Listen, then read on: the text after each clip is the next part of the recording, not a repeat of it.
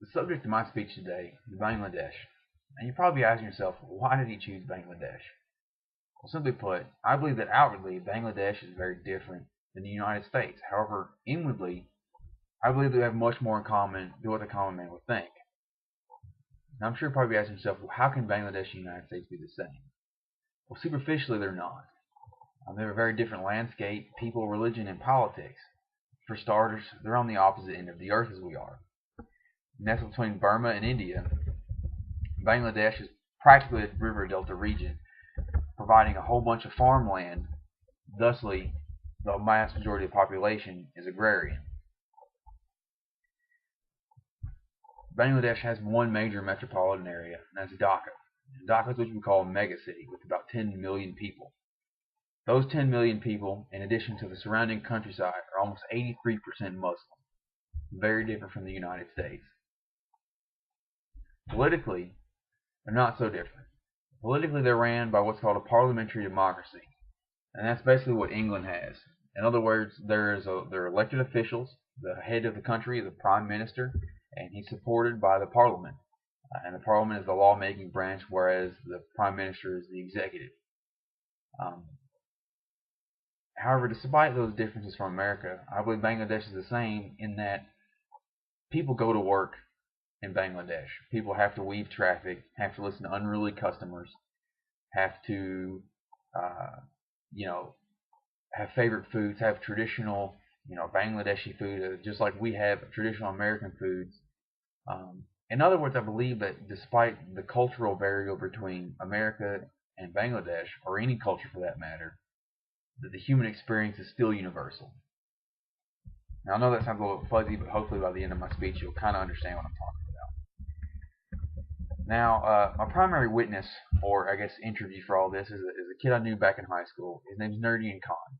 Well, he's not really a kid anymore. Now he's a man. He's off in the workforce.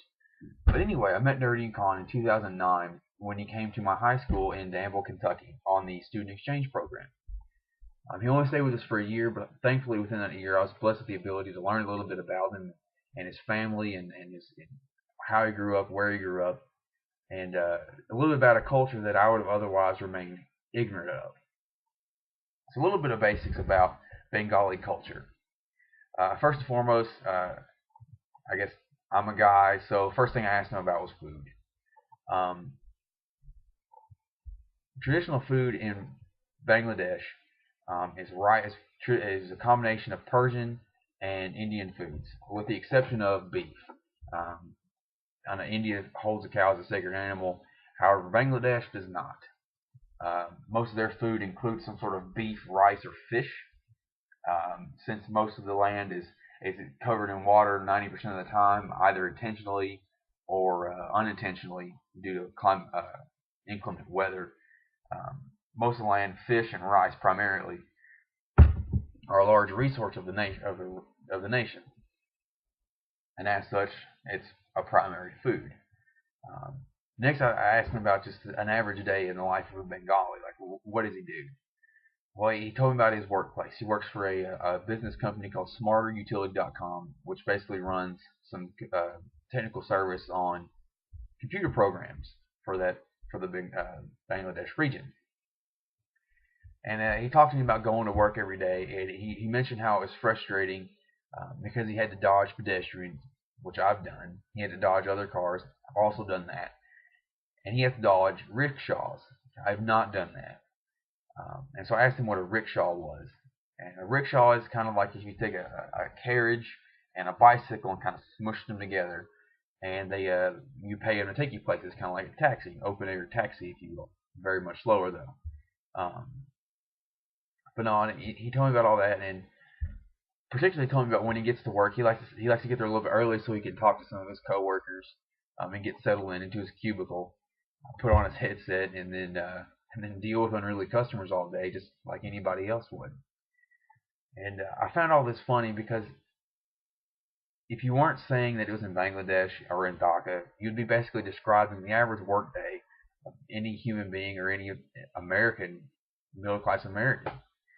And I think that's key to note in what I'm talking about, because you begin to understand that life, even though it's different, wars happen, and culture and religion are different, you still are relatively the same. People still get up and go to work and deal with people and go home and go to sleep. And speaking of which, I asked him about, what does he do with his evenings, if you will. And he said one of his favorite things to do is when he gets home from work, he'll watch cricket. Now, cricket is kind of the national sport of Bangladesh, and as best I understand, it's very much like baseball in that there's a ball and a bat and some bases, but the similarities kind of stop there. Where the way it works is, as best I understand, the pitcher kind of throws the ball at the ground and it bounces. The batter smacks it, and then someone goes and catches it, kind of like baseball. But that's really as far as I understand it.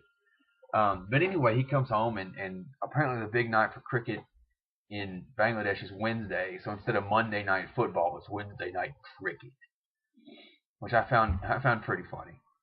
Um, and then beyond that, I asked him just a little bit about